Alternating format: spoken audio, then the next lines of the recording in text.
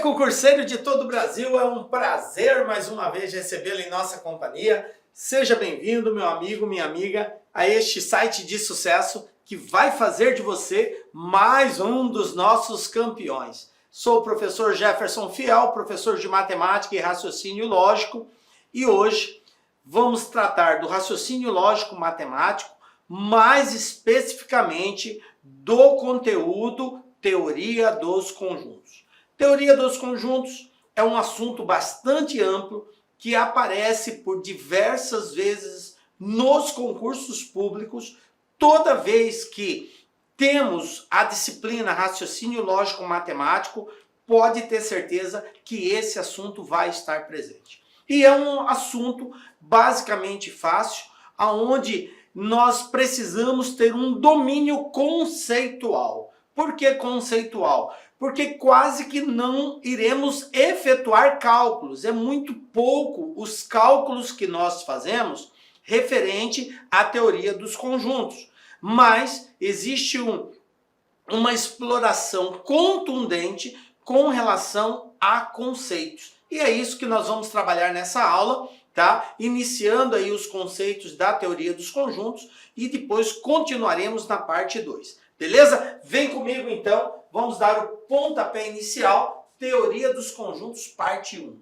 A grande pergunta é sempre aquela, né? Professor, o que eu preciso saber sobre teoria dos conjuntos? Até porque essa nomenclatura, ela já aparece de uma forma meio pomposa, assim, né? A gente já fica meio teoria dos conjuntos. Não, são os conceitos básicos do que é um conjunto, como que representa, quais são as operações que envolvem ele, enfim, são coisas básicas. Vamos lá, a gente vai trabalhar nessa aula a definição, a representação do conjunto e as relações de pertinência e inclusão. Não se assustem com essa nomenclatura que é bem básico, ok?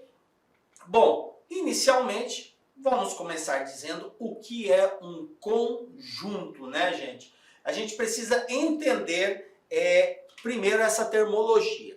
Conjunto é uma coleção, é uma reunião de objetos, de pessoas, de números, enfim, de coisas que têm algo em comum. É isso. Toda vez que eu tenho uma coleção de objetos com características comuns, eu tenho um conjunto, ok?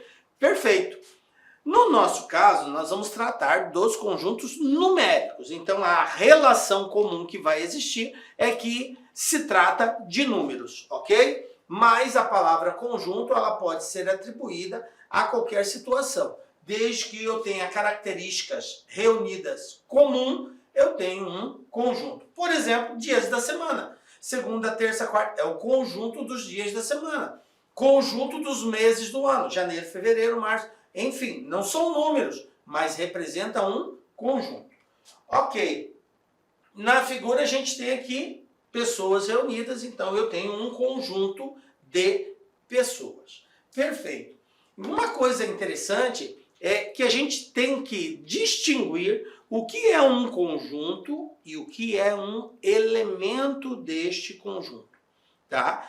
Essa, digamos assim, é o principal ponto que eu quero destacar e chamar a atenção de você, prezado concurseiro, para ficar antenado. O que é conjunto e o que é elemento do conjunto? Quando que um elemento deixa de ser um elemento e passa a ser um conjunto? Ok? Perfeito. Então vamos lá. Então a gente já sabe que conjunto é uma reunião, né, de objetos com característica em comum. E uma coisa tem que acontecer. Toda vez que nós representamos, mostramos um conjunto, ele precisa necessária e obrigatoriamente estar envolvido por chaves, parênteses ou colchetes. Eu coloquei aqui chaves, que é o mais padrão utilizado, mas pode ser parênteses e pode ser colchetes. Então, toda vez que eu representar, eu preciso envolver esses elementos por chaves, parênteses ou colchetes. Stop. Olha só. Quer dizer, professor, que se eu tiver uma relação de valores e não estiver envolvido por chaves, parênteses ou colchetes, não configura conjunto? Exatamente. É uma condição de construção do conjunto estar envolvido por chaves, parênteses ou colchetes, ok? E os seus elementos são separados por vírgula ou ponto e vírgula. É muito usado ponto e vírgula, mas em alguns casos aparece a vírgula também. Por que que é mais usual ponto e vírgula? Porque às vezes você pode fazer a representação de um conjunto decimal e por si só o número decimal já vem com a vírgula. E aí, para não confundir um elemento do outro, utiliza-se o ponto e vírgula, ok? Perfeito. Então vamos lá. Então, ponto e vírgula é utilizado, exemplo, conjunto das letras do alfabeto. Então, o nosso alfabeto latino vai de A a Z. Então, nós podemos escrever assim, olha só, eu chamei de L, tá? L é o nome do conjunto. Quem são os seus elementos? São as letras do alfabeto. A, B, C, D e assim por diante até chegar na última letra. Observem que o conjunto, o nome dele é conjunto L. Por quê? Porque eu chamei de L. Podia chamar de qualquer letra do alfabeto latino. Então é usual, geralmente usa-se as primeiras, A, B, C, D, E, tá? Mas você pode usar qualquer letra do alfabeto, desde que expresso na forma maiúscula, tá? Tem que deixar claro isso. Já os elementos são em letras minúsculas, perfeito? Bom, vamos lá. Na teoria, né, não precisa, olha só, na teoria de conjuntos, não precisa repetir os elementos. O que quer dizer isso? Quer dizer que se um determinado elemento aparecer diversas vezes, não há necessidade de você repetir esses elementos. Basta você colocá-lo uma única vez. Professor, mas se eu representar várias vezes o mesmo elemento, tem problema? Não tem problema, tá? Não tem nenhum problema. Porém, não vai fazer diferença você colocar ele mais ou uma única vez. Só considera uma única vez. Mesmo que ele apareça várias vezes, você só conta uma única vez. Perfeito? Então, um exemplo aqui, olha só. Eu tenho um conjunto x, x, x, y, y, z. Esse conjunto aqui, tá?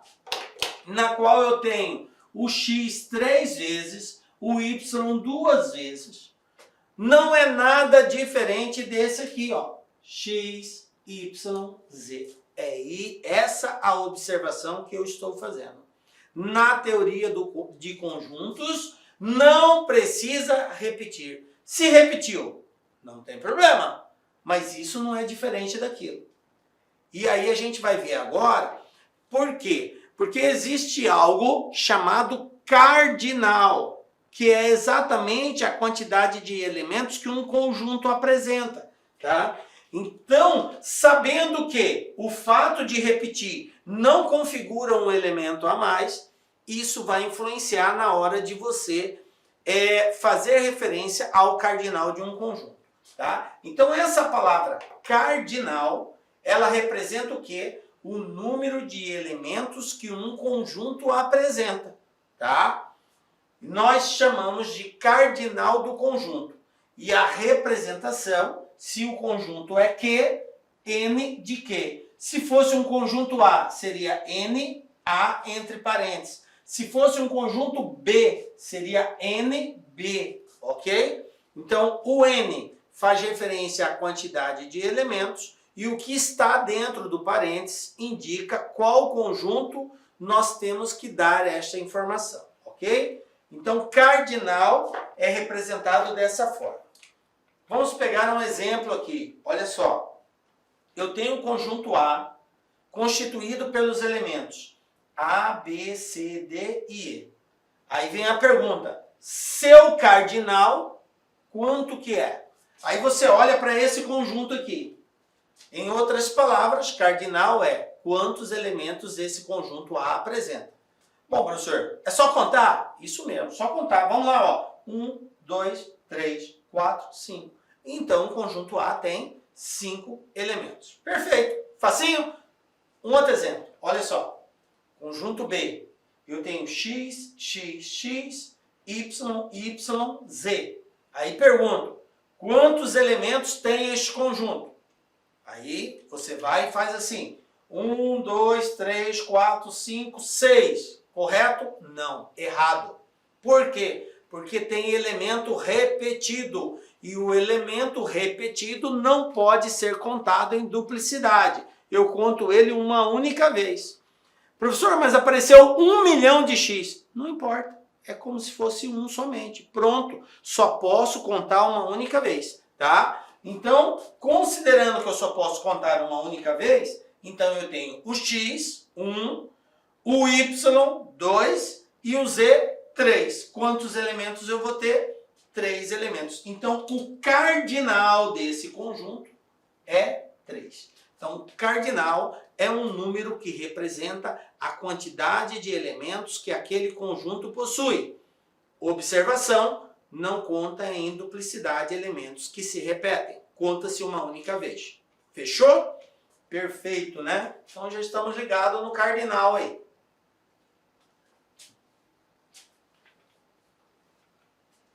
Relação de pertinência. O que é a relação de pertinência? Nós temos dois tipos de relação no estudo de conjuntos. A gente tem a relação de pertinência e a relação de inclusão. Vamos ver ambas nesta aula. Vamos inicialmente falar da pertinência. A pertinência, ela faz referência àqueles símbolos tradicionais muito conhecidos por nós. Quer dizer se algo pertence ou não pertence a um determinado conjunto, ok? Então, em que situação que eu digo que algo pertence? Quando aquele elemento indicado aparece dentro do conjunto que está sendo feita a referência. E quando que eu digo que não pertence? Quando aquele elemento indicado não aparece no conjunto que eu estou fazendo referência. Simples assim, ok? Então, eu digo que algo pertence quando está lá dentro e digo que não pertence quando não está lá dentro. É claro que tanto pertence quanto não pertence, às vezes aparece escrito, tá? Não pertence ou pertence, e às vezes aparece como forma de símbolo. Então, o símbolo que representa o pertence, gente, é esse Ezinho aqui, ó, tá? É esse E. Não é o E de caixa alta, tá? É um E meio arredondado, ok? Esse é o símbolo de pertence. Então, eu vou usá-lo toda vez que eu disser que um determinado elemento está dentro de um conjunto. E quando ele não aparecer, eu uso o símbolo de não pertence. Aí já é o mesmo E, porém cortado com uma barrinha. Então, pertence e não pertence. Vamos ver exemplos? Olha só. Vou pegar aqui um conjunto M. Quais são os elementos desse conjunto? 2, 4, 6, 8 e 10. Tá? Esses são os elementos do conjunto M. Aí a pergunta. 2 aparece aqui? Aparece. Então eu digo que 2 pertence ao conjunto M. É assim que eu faço a leitura. O 2 pertence ao conjunto M. Agora, o 5 aparece aqui? Não, não aparece. Então, o 5 não pertence ao conjunto M. Então, o E cortado. E a forma como nós lemos é não pertence ao conjunto M. Tranquilo? Professor, só isso? Só isso, tá? Agora, é importante a gente destacar que o símbolo de pertence ou não pertence só pode ser usado quando eu estiver associando um elemento com um conjunto, ok? Quando eu estiver fazendo a comparação, a associação de um elemento com um conjunto, eu posso dizer que esse elemento pertence ou não pertence a um conjunto. Agora eu vou abrir um parênteses para a gente deixar mais claro essa questão aí, tá? Olha só. O que eu quero dizer? Se você tiver o 3 desse jeito que ele está aqui, sem estar envolvido por chaves, parênteses ou colchetes, esse 3 ele é simplesmente um elemento. Por quê, professor? Porque ele não está envolvido por chaves, parênteses ou colchetes. Agora, se eu pegar esse mesmo 3 e fizer isso, aí muda de história. Agora, da forma como está aqui, ele é um conjunto. Perfeito? Então é isso que eu quero que você entenda. O elemento não está envolvido por chaves, parênteses ou colchete. Quando ele mostrado sem um desses, chaves, parênteses ou colchetes, de forma isolada, ele é chamado de elemento. Agora, quando eu envolvo ele por chaves, parênteses ou colchetes, eu tenho um conjunto. Então, se eu fizer assim, 3 em relação a 2, 3 e 5. 3 em relação a 2, 5 e 7. Olha só, isto é uma comparação, é uma associação entre um elemento e um conjunto. E eu vou colocar isso aqui também, ó, em relação a 2, 3 e 5. Vamos lá. Aqui, o 3, da forma como ele está representado, sem estar envolvido por chaves, parênteses ou colchetes, ele é um elemento. Aqui ele aparece dentro de chaves, então ele é um conjunto, ok? Aqui ele está fazendo parte de um conjunto, aqui ele é considerado somente um elemento.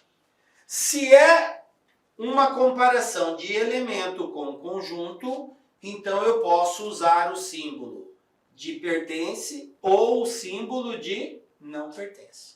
Somente quando for elemento com conjunto. Então o 3 aparece aqui dentro? Aparece. Então eu digo que ele pertence. Aí aqui o 3 aparece aqui dentro? 2, 5, 7. Não aparece. Então eu digo que ele não pertence. Ok?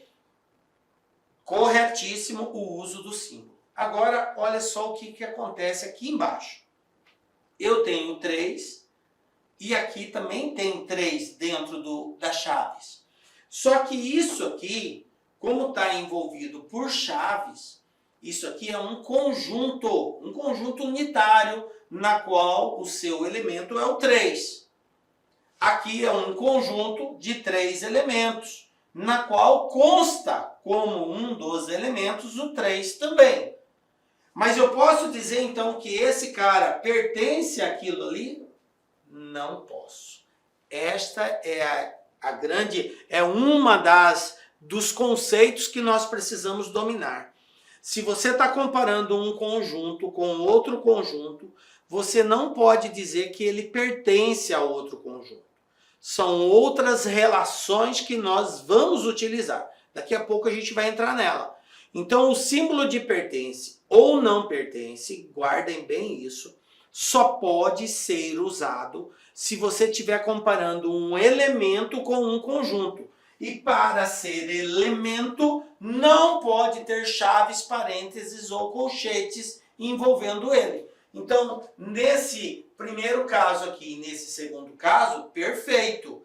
Mas aqui, se eu colocar pertence ou não pertence, tanto faz, está errado. Não posso fazer isso. Não posso usar o símbolo de pertence e não pertence quando se tratar da associação de dois conjuntos. Ficou claro isso? Muito importante, porque por diversas vezes você poderá ser testado aí no concurso para dizer se algo está correto ou está errado, e essas afirmativas elas aparecem e bugam a nossa cabeça aí. Claro, não a sua, porque a gente já está preparado aí. Bom, vamos lá. Determinação de conjuntos.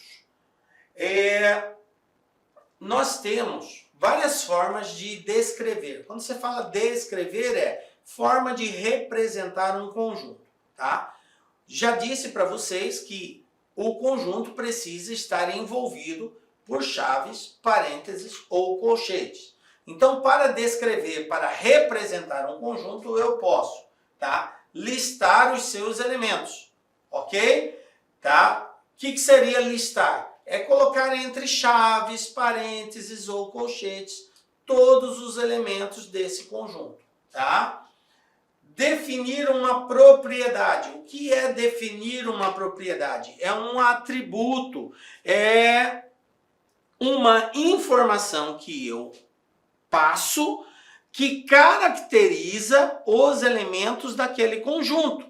Então você vai definir uma lei, que é um conjunto de prerrogativas que vai ajudar a identificar os elementos desse conjunto.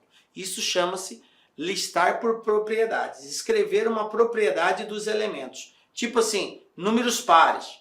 Então você está dando uma propriedade dos elementos daquele conjunto, tá? Então eu posso simplesmente listá-los e colocar envolvido por chaves, parênteses ou colchetes. Eu posso definir uma propriedade, uma lei de formação e posso fazer uma representação gráfica, tá? Que é quando eu uso de um artifício da geometria, pego uma figura da geometria e dentro dessa figura eu informo quem são os elementos. E isso também é conhecido como diagrama de Venn-Euler, ou Venn-Euler no português, ok?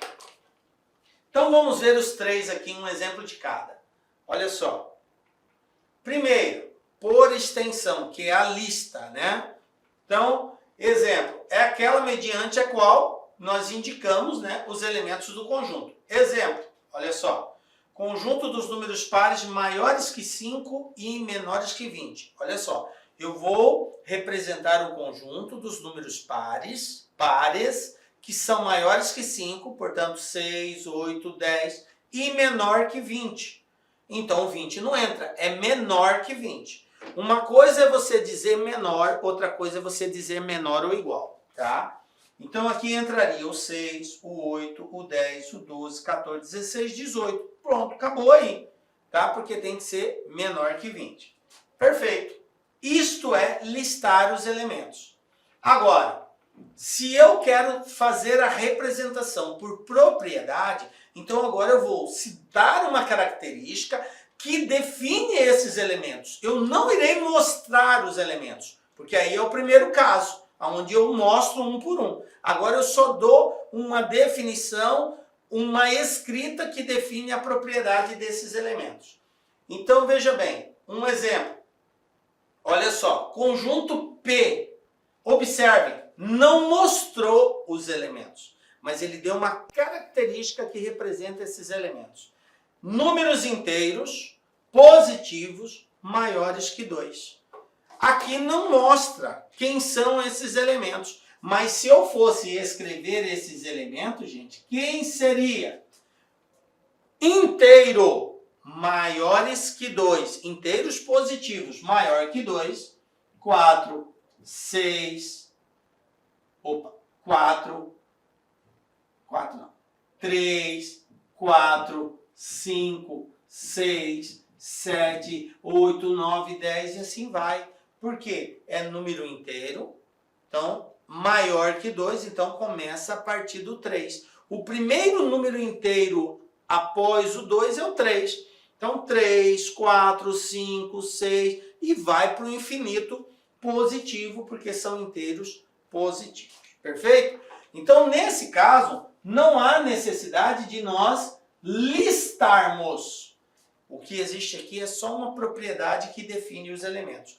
Porém, você precisa saber fazer essa leitura, tá? Então, tá aqui os números.